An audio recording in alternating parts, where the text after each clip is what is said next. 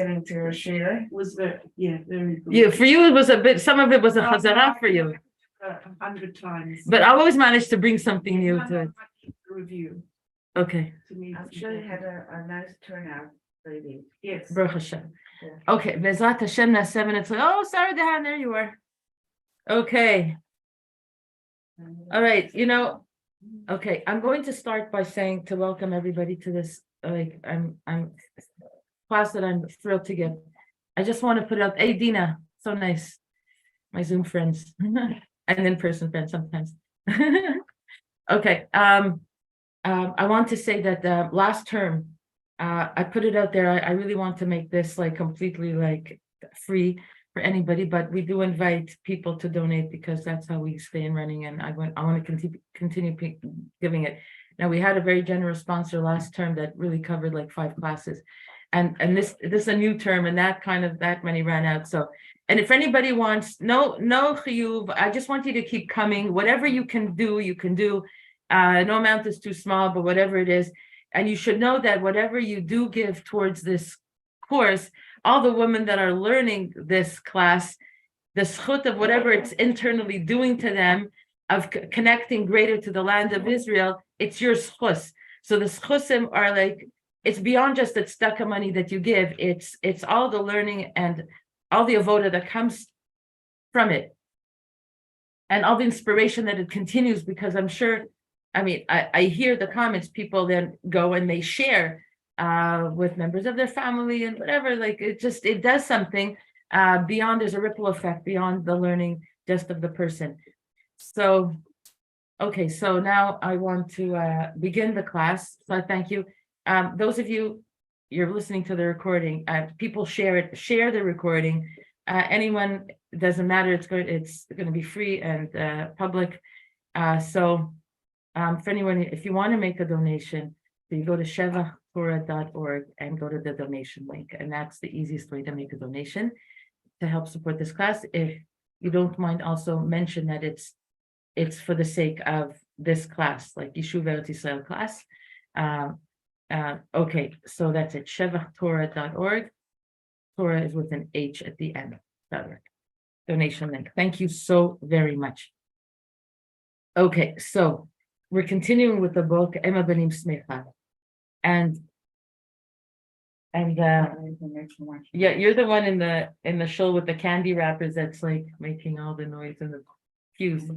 It's cute. I didn't have enough time this morning. It's good. Labriot. Okay. Okay. So I'm just gonna go backtrack a little bit where we're holding with the book, and then I came across something that I really want to share with you from a different book. But when we'll get to it, we'll get to it, and it has to do with okay. So where are we holding? In the Hebrew book, we're holding by page 70. Ema Banim Smecha. I don't know what that is in English. In the English, people are following also the English books here. So the basic question that we ended off with last week was, why does Mashiach have to come through tzarot? There's an assumption that tzarot happens. Oh, it's a sign that Mashiach is coming.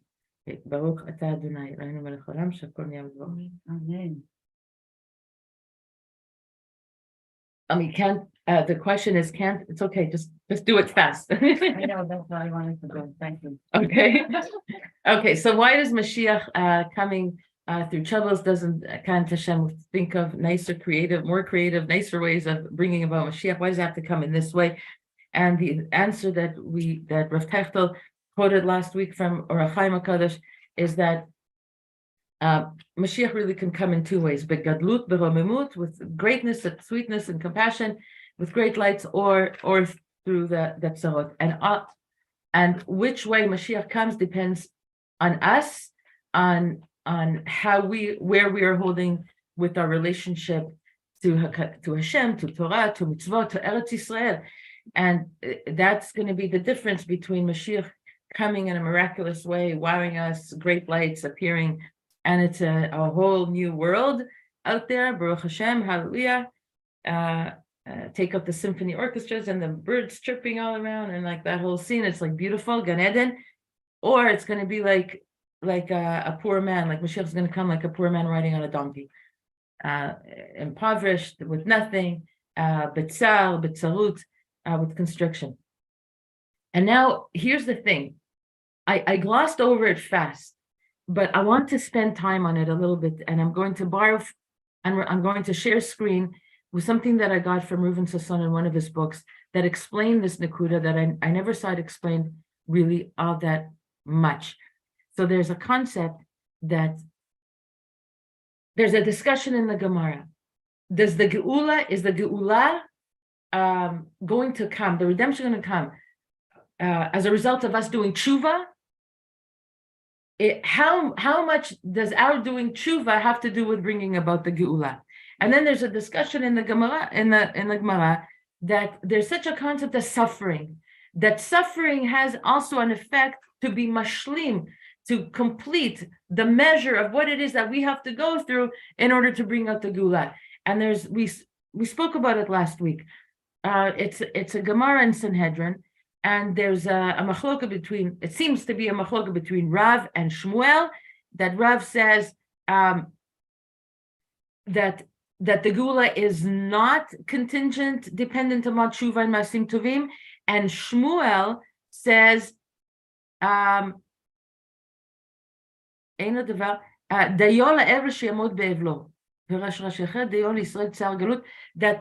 tsar of the galus is enough.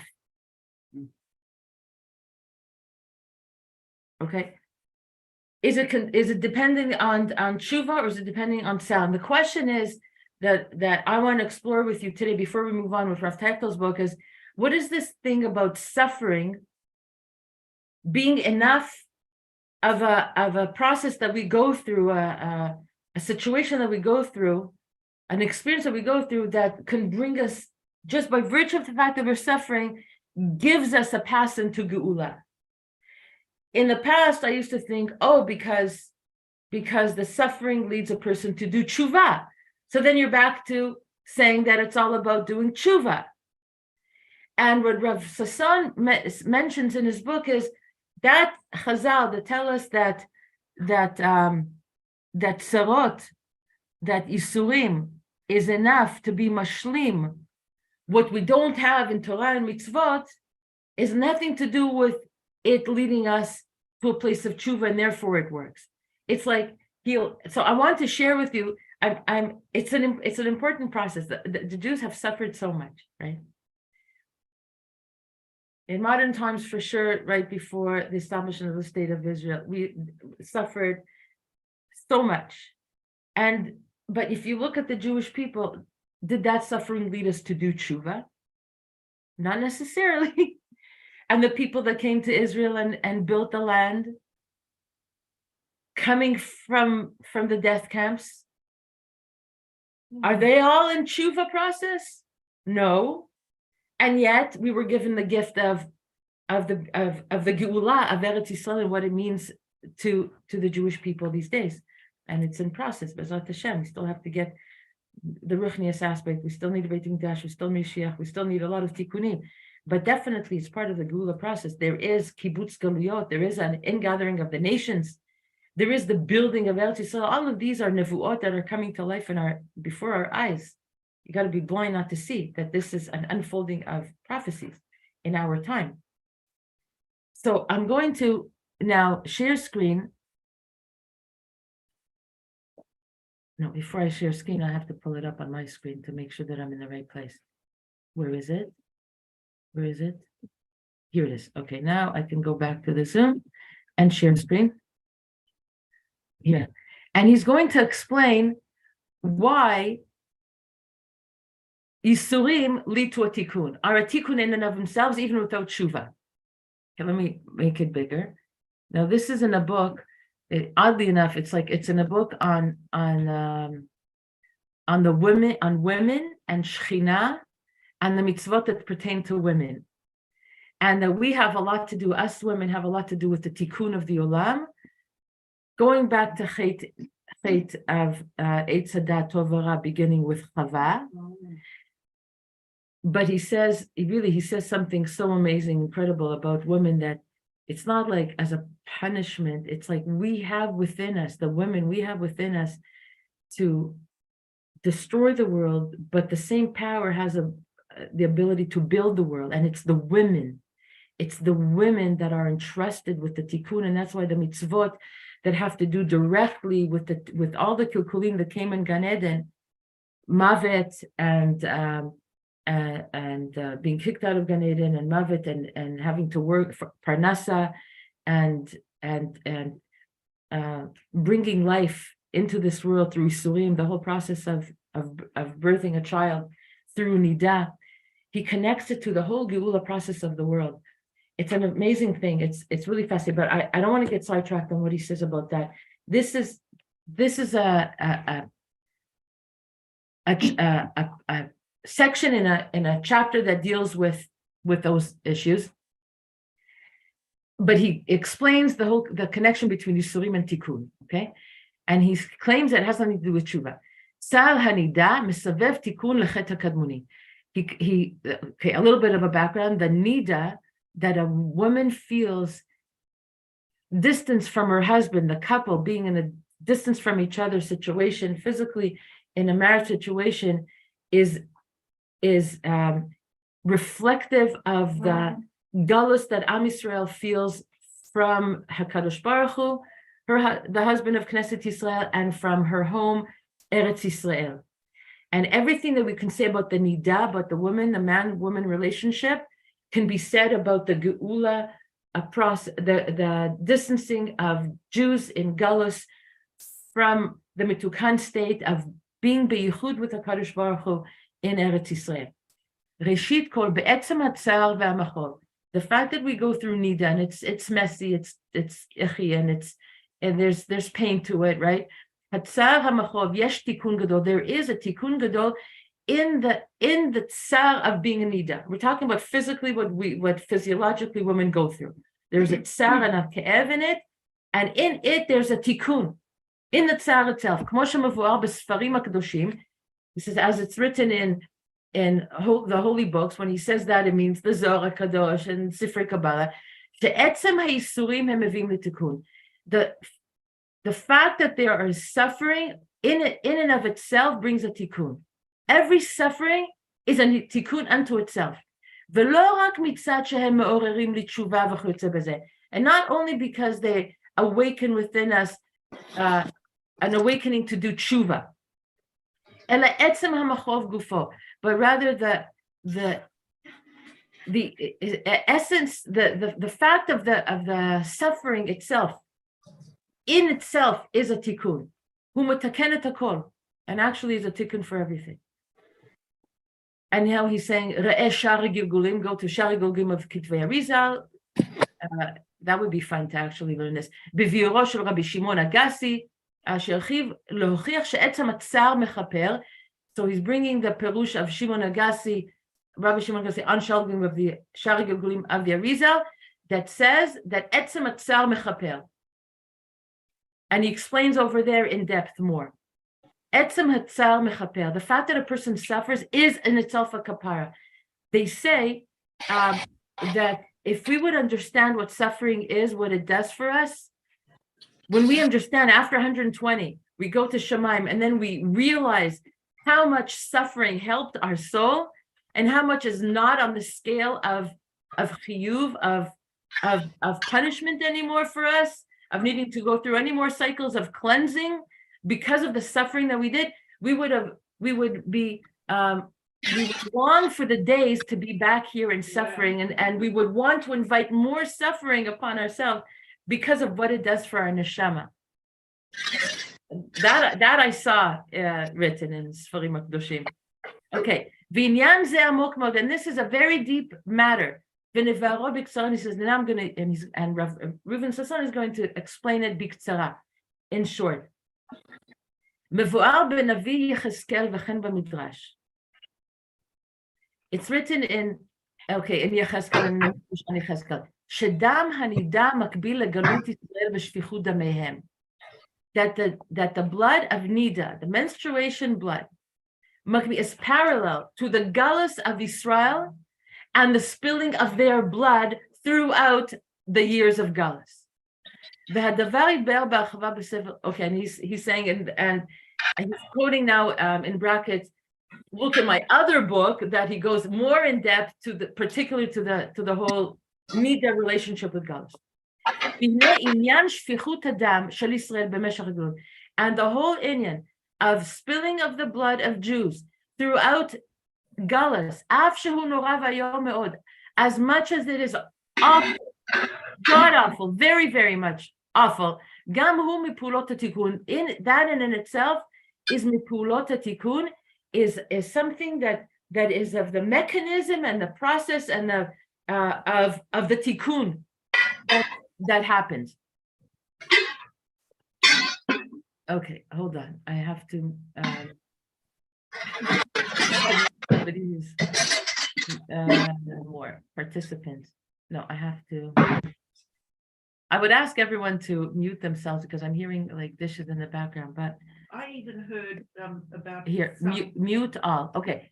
I'm muting all, but I'm inviting you to unmute yourself if you want to tell me something. I prefer that. Please do not write in the chat. Ask them. I'm Okay. unmuting myself.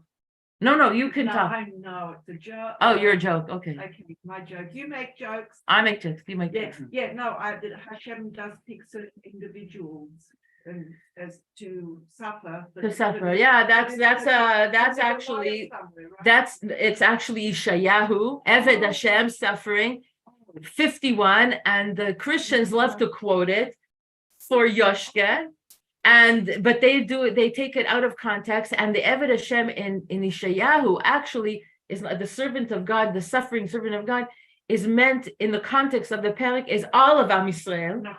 And it's not just Yoshke, but actually the reason they have a power, I heard this from a source in Breslev.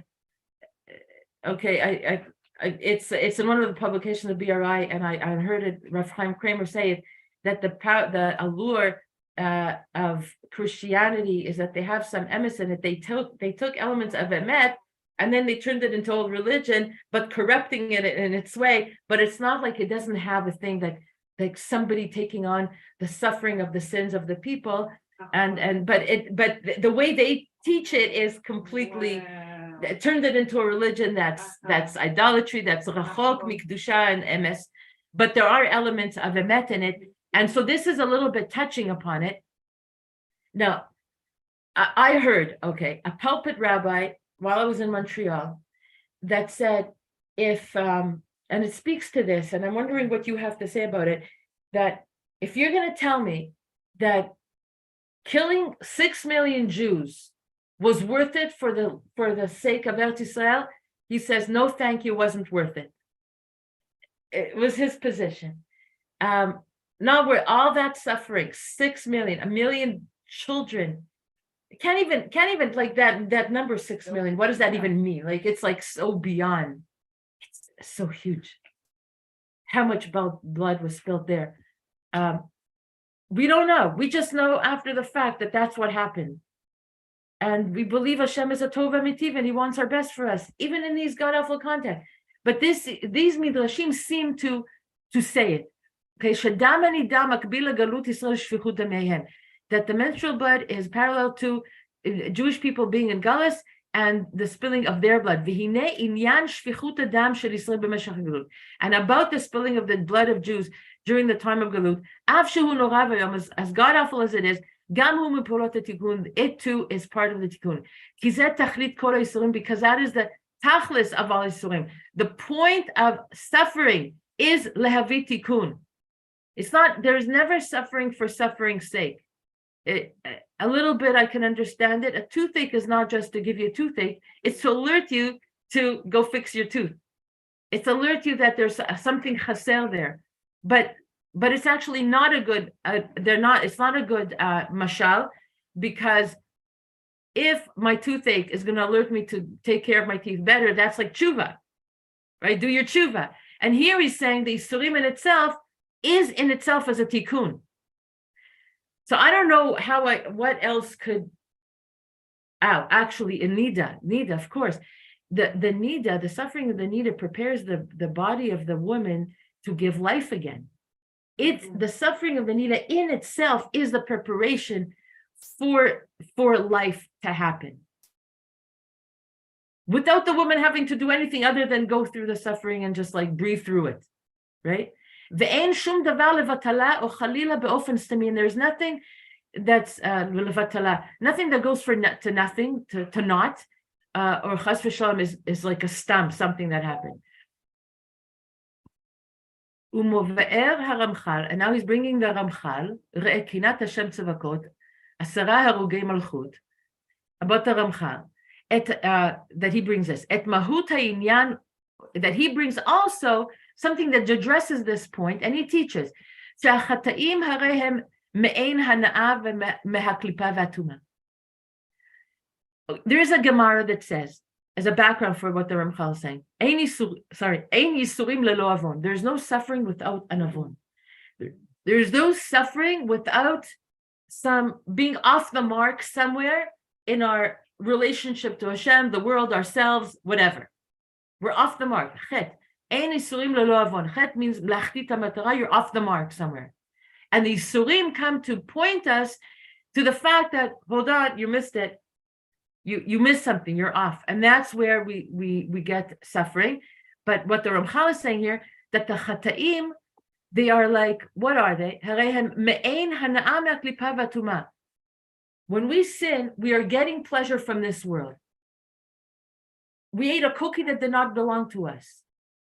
It's a chet, but I had the pleasure of eating the cookie, right? I got some benefit from it. I looked at something that I shouldn't, that belonged to somebody else. My eyes basked in a hana and an enjoyment that wasn't for me. You know, I ate treif, chas v'shalom. Like there was a pleasure in it, it's a chet. And where does that pleasure come from? From the side of klippa, from the tum'ah. Uvechach ne'esu Yisrael balei chov l'klippa. And when we get hana from the side of klippa, because the Torah tells us this is asu and we're made it mutal for ourselves, this makes us obligated, beholden, indebted to the klippa because we got something out of it.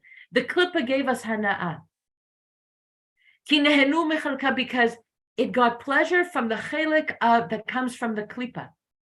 Ve'al ken mechuyavim la, and therefore we become indebted to it. We owe the klippa something because we got pleasure out of it. And so the klippa can hold it over ourselves.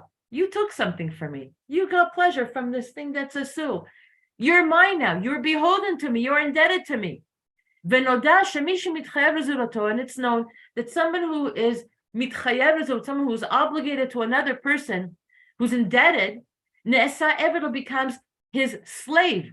Besod eved loveh leish malveh. A person who borrows from somebody becomes a slave to the person he borrowed from. It's a mishlei. Ve'al ken shaltu haklipot b'nishmot Yisrael, and therefore the klipot ruled over nishmot Yisrael. Where? In Galus, right?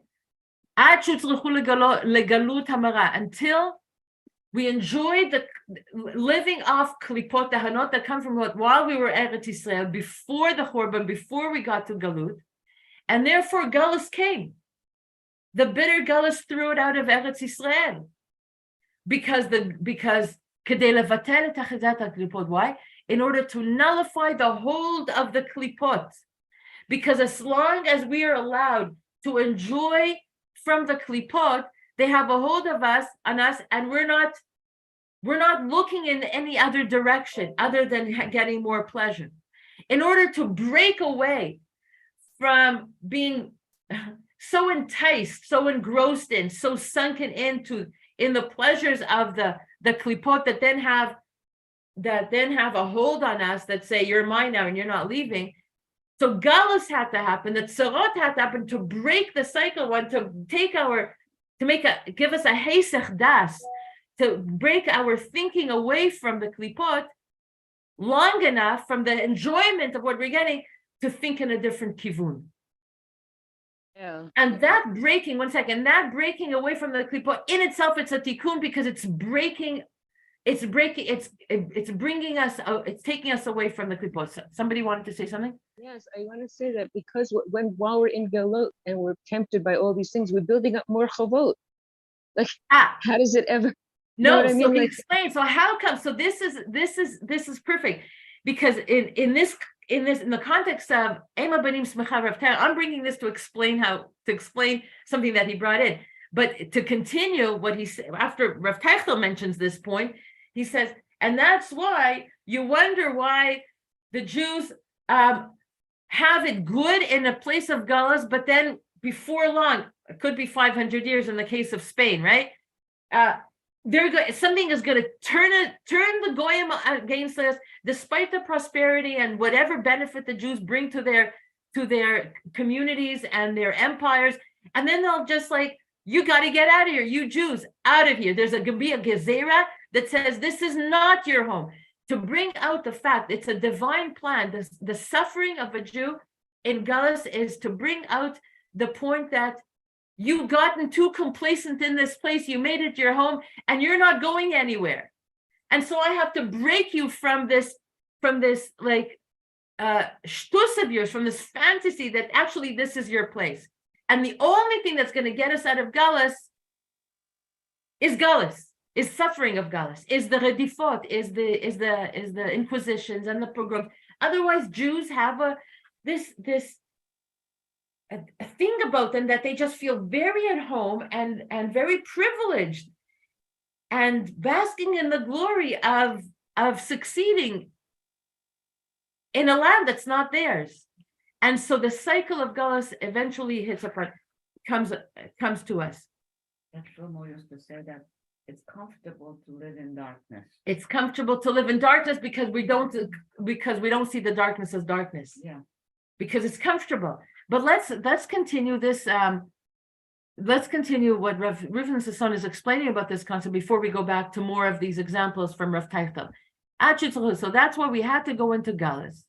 In order to be mevatel the hold of the klippas upon us. What is the hold of the klippas? To get pleasure from this world in a way that's not Torah and not kedusha, not leading us back to our holy neshama, and then the mitikut and the sweetness and allowing the shine of a neshama to come out. Rather, it's more the stuff of this world that we get pleasure from, even when it's guised as Torah, by the way. Because what Rav Teichel keeps bringing on is who left Bavel with Ezra, not the ones who were holding on to Torah. It's the ones who had nothing to lose. Who came in the first aliyot, who left Russia, and the first aliyot, and people who had nothing else to lose. Otherwise, they went to America because they were looking to succeed more in the Gashmis realm of things. Okay, and Rav Teichel is saying, if the before the Nuremberg laws, before everything got so bad that the Jew, even when they wanted to leave, they couldn't leave. But before that, it was bad. The decrees were happening against the Jewish people, but they still had the ability to move until it couldn't. To say, why didn't we move? The hold of the klipot of being meshuchad with status and position, and they say this will pass. All of these gleirot, it's going to pass. They're not going to take it to a worse place than it already is. We still have our businesses, we still have our law practices and our doctor and our medical practice and my yeshivas until we see that they didn't. The Ramchal is teaching that the tsar that the goyim did for Israel and spilled our blood.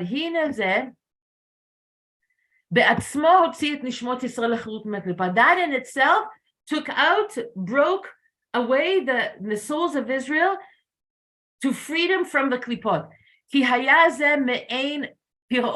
Because this is like, and it wasn't piron. How do you say it? Somebody help me. It's like piron chov is paying up of the paying off your debt. Yes, it's a paying off of the debt.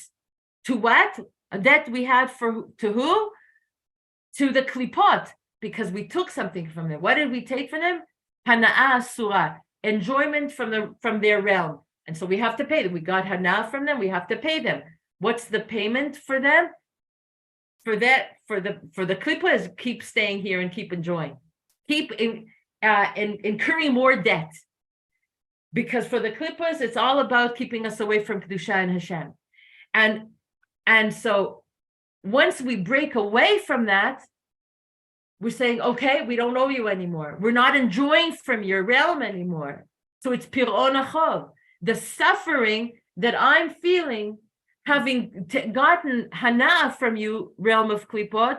Now I have suffering. The suffering is the thing that I'm paying my debt with. And so no more accumulation of debt. Until this is how they would go out of chirut mura. This is exactly where Rav Teichel explained, why did Am Yisrael need to go down to Mitzrayim? Because without Galus Mitzrayim, we would never, in our right mind, would have accepted all the restrictions of the Torah. It's only from a place of Galus that we understand that Cherut of Torah offers us so much more than what the Klippas and what Mitzrayim and what Paro and all of their, watermelons and zucchinis and cucumbers, whatever they gave us there, gave us. And it turns out that here, what Ramchal says, by giving us all of the Hana, allowing us to bask in it, and then Mina Shamayim turns their head and saying, no more, it's Galut, and allowing us to pay the debt for all of the Hana that we got through the suffering.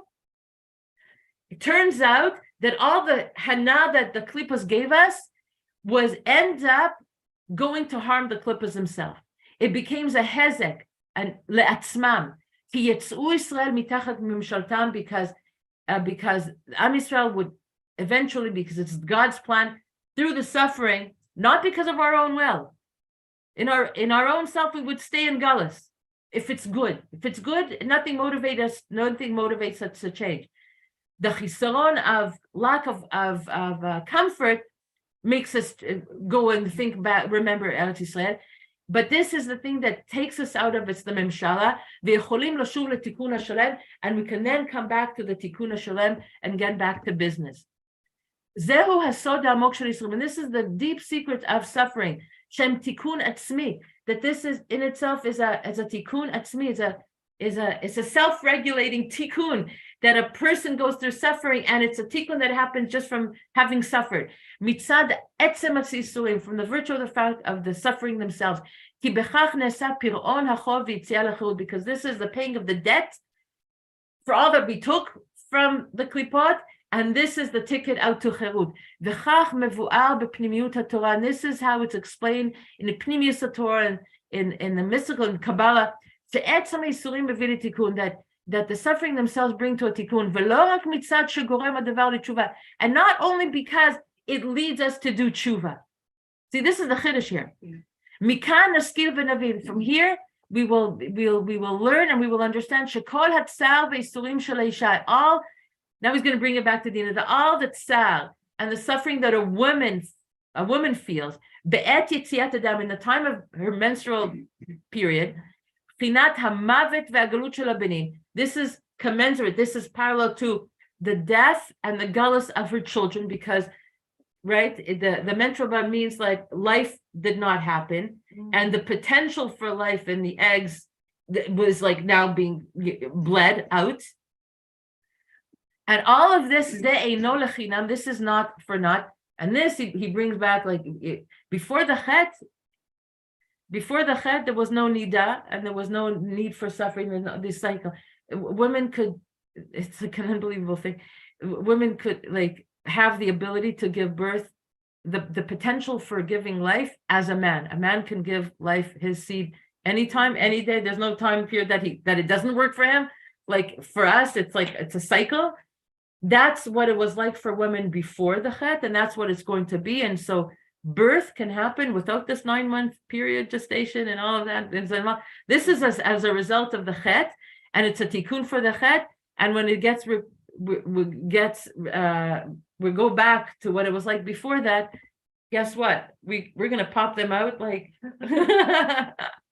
every day, whatever that's gonna look like. But okay, it's cute. And this is mamash like the shoresh ha'elyon. This all speaks to the process of the nida with the cycle of the life, loss of life, loss of potential for bringing life, and then it comes out as blood. and then going back again. This is all rooted in a spiritual truth. Besod tsar Shechina, and this speaks to the tsar of the Shechina. This galus, this nida of being separated from HaKadosh Baruch Hu, and having to go into a situation of not being with her beloved. And this has to do also not being in Eretz Yisrael. This is Sod Tsar Shechina that was brought about through Chet Eitz Hadat, this whole tikkun that we need from what happened in Gan Eden. Semesavev tikkun gadol, and this Sod Tsar, this Tsar of the Shechina, the Tsar that women go through because we're connected to the Shechina, Mesavev tikkun gadol brings about a tremendous tikkun. Because the suffering is a thing that brings healing and cleansing to all the sins and all the blemishes that was clinging on to the chitzoniyut, to the externals of all the worlds, in terms of the body. Because why is it the externals? Because the neshama is always pure. Neshama shenatata bi tehorahi, but it's covered up in layers of guf, of ratzon lekabel atzmi, ratzon atzmi, self love of a goof nature, of wanting pleasures from the klipot that hover over, that block out the ability of the neshama to shine and have a yichud and dvekus with the Kadosh Baruch Hu, its source in Hashem. So ad shetit batel, and all of these isurim have a way of, it's like going through the cleansing process until the pollution will be the pollution that was brought into our body through the chataim, titbatel, will be nullified. Kula mehem, the goof will be cleansed from him. Yishuv l'tikuna shalem, and we'll come back to the full fixing. Kach etzem aksar hu kapara v'zikuch. So too, the suffering is a kapara, is an atonement, and is a zikuch, and a refinement. The and this is true also for the tsar that a woman has in childbirth. And so too concerning the sorrow, the pain, the bodily pain that we feel, and the emotional pain. In the time of the giving up of the blood, of the menstrual blood. And now we see that it's like this is to do with the gullus. And so now let's go back to Rav Teichel. Rav Teichel is saying, seems like everything that's negative has to do with the gullus. Everything negative, of course, everything negative has to do with the gullus. We're not in Gan Eden. It's all about going back to Gan Eden. And to realize it, like that this is a whole thing about women and how powerful we are and how entrusted we are, that we can suffer this, not for the sake of suffering because we're punished, because we did something bad and therefore we're dirty, because we have the koach to bring about through the suffering the ultimate tikkun. It's a shift in perspective. And we know this, if you have any relationship with men, they don't suffer as much as women do. They get a little cold, they're like down and out, like they're like gone to the world, right? They can't, knocks them out. You know what I mean, right? And we would like, so it's and the fact that the kilkul came from women, and the women is like the Shechina, is Knesset Yisrael, is the Nishmot in the Knesset Yisrael. We are so plugged in to the tikkun of the Shechina in the world that the kilkul came from us because we have the power to bring the kilkul. We have the power to influence the man to go that way with us. And so we have the power to influence all back. It's really upon us. We're that powerful. We have to get out of and break away from the seeing ourselves as the women are the blame for it all, as opposed to women are the answer to it all. Okay. Okay, so now let's go back to, I'm back to Rav Teichel, okay? So he was saying that all of the suffering, right? Why does Mashiach come through suffering? Because Hashem makes a plan. He says, there's a promise. There's a promise that no one is going to be left behind. There's a pasuk in Yeshayahu that he brings here. שהקדוש ברוך הוא רוצה שאף נפש אחת ישראלית לא ילך לאיבוד בין העמים. Not one soul of the Jewish people will get lost amongst the nations. As it says in Yeshayahu, פרק כ"ז פסוק י"ב, chapter 27 verse 12, ואתם תלוקטו לאחד אחד, I will come gathering you one by one, one by one. ולא יידח ממנו נידח, and no one will be distanced from Hashem forever. And so how is Hashem going to do that? One by one. And we hear stories of people in Timbuktu, like all of a sudden awakening to the fact that they're actually Jewish.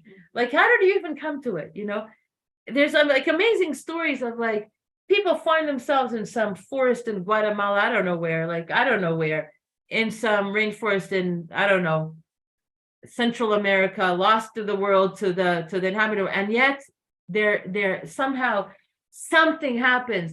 Some Israeli tourists will come and bring them back, like, and they'll hear a Hebrew word and like, wow, you're Jewish? Yeah, like, what are you doing here? Like, I haven't seen a Jew in years.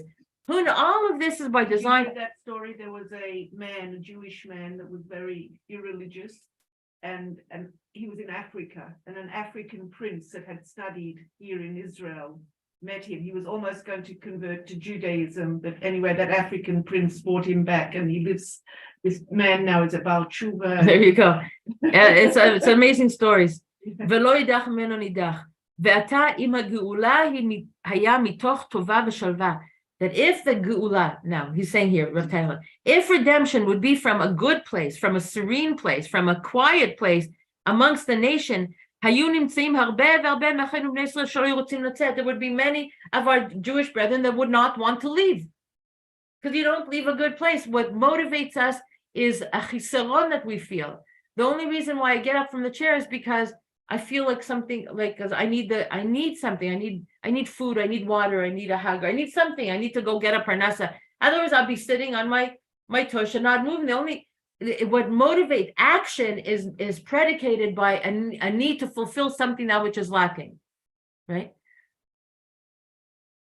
So Jews will just forever be in, if it would be always peaceful. Because what is missing from them in Galus?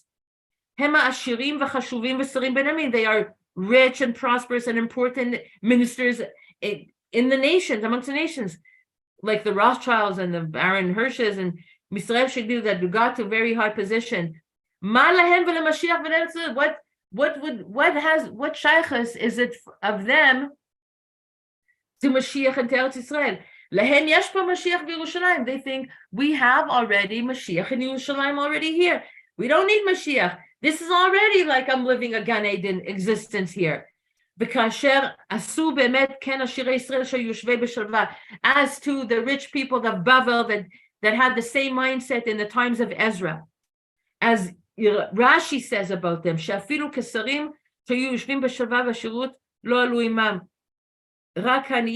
only the poor and the depressed amongst those of Bavel ended up moving back to Yerushalayim. And how long was Galut Bavel? 70 years, and was already enough to have them forget the glory of Yerushalayim. So he says, so Yavetz now, he's quoting Yavetz, Katav gam ken de'al hesech dat me'eretz Yisrael ba'im ha'gzerot ha'kashot.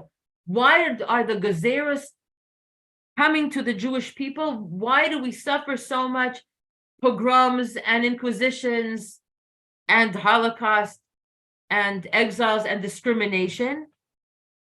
Because we had a hesech das from Eretz Yisrael. Because our mind did not maintain its focus on the fact that our real home is Eretz Yisrael, and Galus was only meant to be a temporary measure to wake us up to the fact that this is not our home, right? To wake us up to the fact, and to what we just learned from Rav Sasson, from Ramchal, that Rav Tefta was quoting, that to break us away from the hold that the klippas has on us, to bring us into a place of suffering that in itself is a debt for all the enjoyment of Galus, that we thought that this was okay for us. And he says, this is the truth, And this is the secret of Galus, as the Mekubalim explained to us. So in Galus,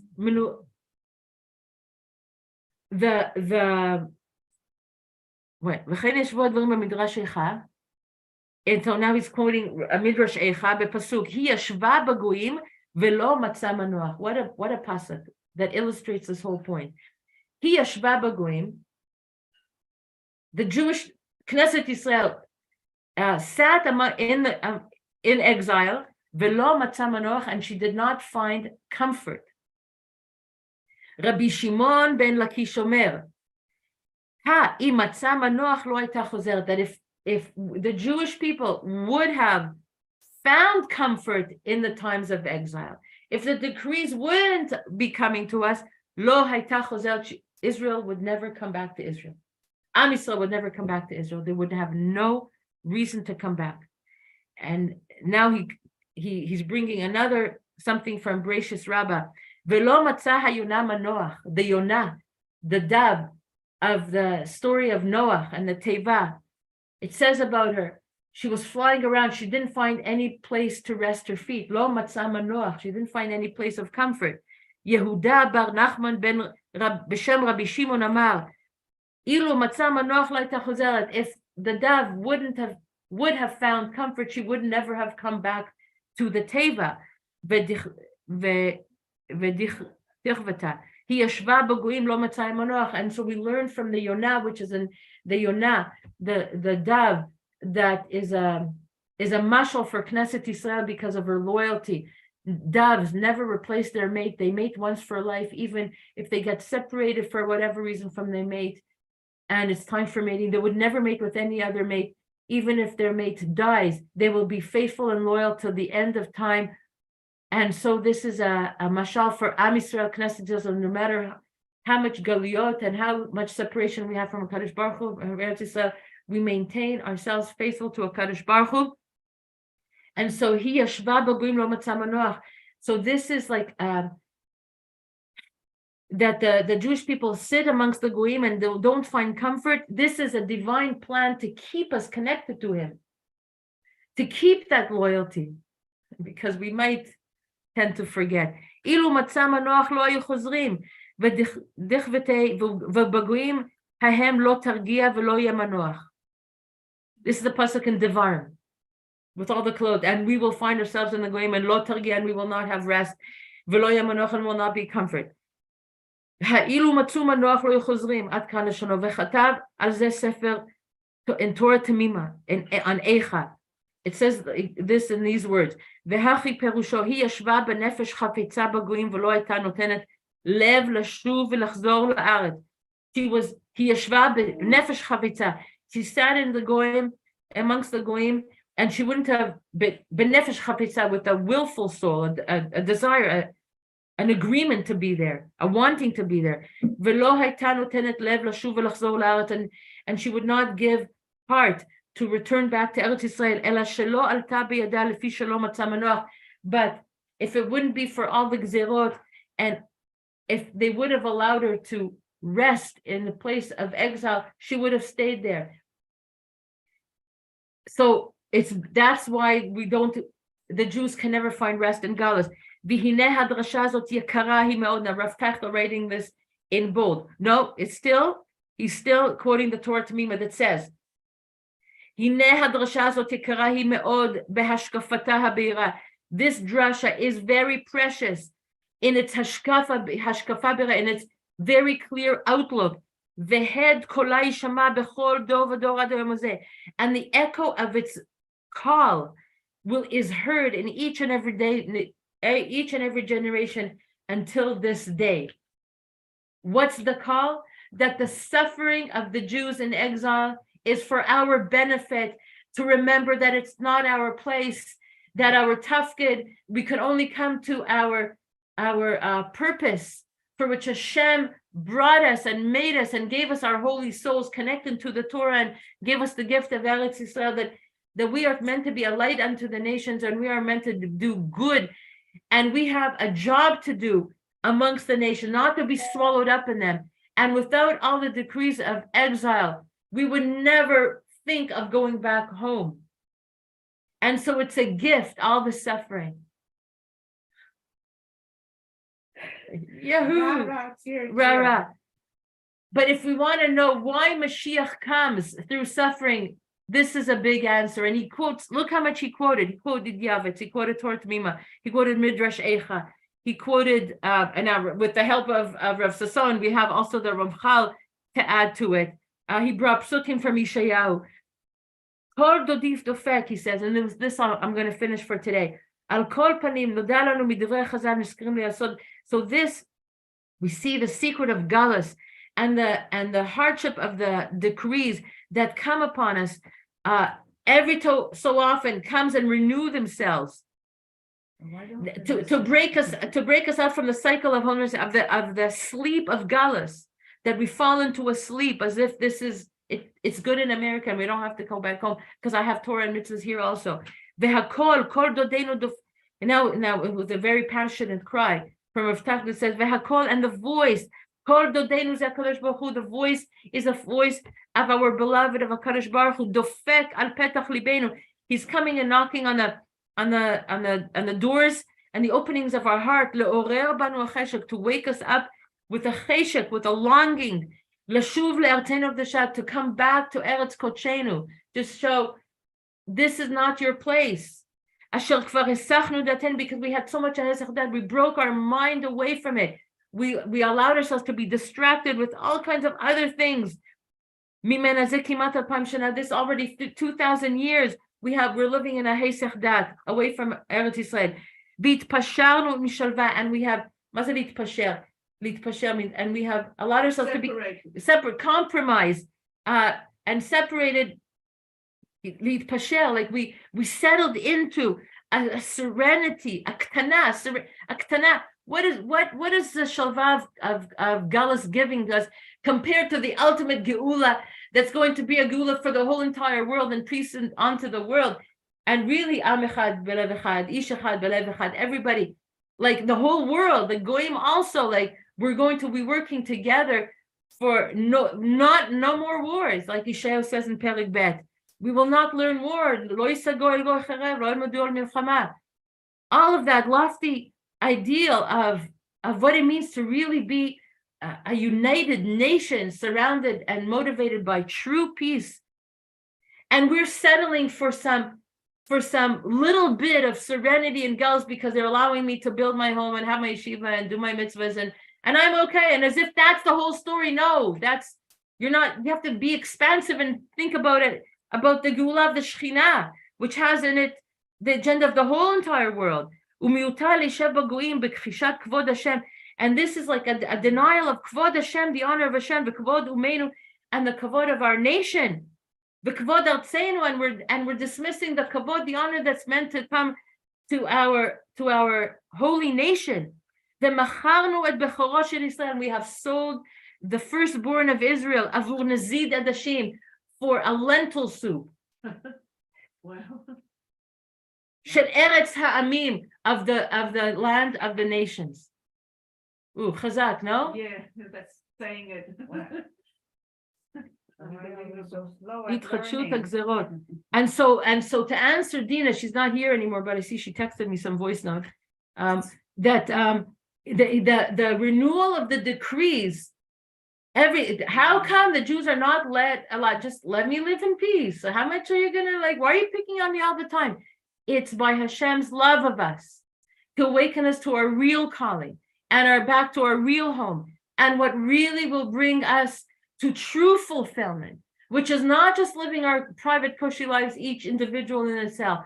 We are here as a neshama kolelet. Am Yisrael is Knesset Yisrael. The nation of Israel is a representative of a neshama kolelet, of a one soul that is meant to do great things in this world, to bring it to its tikkun, the whole world. And so all of the gzerot mitchashot is an aspect of kol dodi dofek, Rav Tachta said, of the beloved knocking on our doors. Wake up. This is not, don't settle for this. Don't settle for what Galus can give you, as comfortable as it is. You are so much greater, and you can do so much greater in this world, and you are meant for so much greater. You have a role of leadership in the world. Don't settle for just Galus, for comforts of Galus. And so the Gezerah comes back, in order to not allow us to sink into the Goyim, into the life of the Goyim. Okay. To remind us that we are the children of Avraham, Yitzchak, and Yaakov, Sarah, Rachel, and Leah, that this is our promised land, and it's not just to be kechol hagoyim, it's to be leor lagoyim, as the Chalban says. I love that quote. I love the Chalban. Yeah. Right? אנחנו עם הנבחר, לא להיות ככל הגויים, אלא להיות אור לגויים. Okay, thank you so much for this. Shavua Tov, everybody. Okay, Judy says Shavua Tov, everybody. There you go. Shavua Tov. Shavua Tov from people around the table and from all the people in Zoom. Love you so much. Bye. Thank you. Share these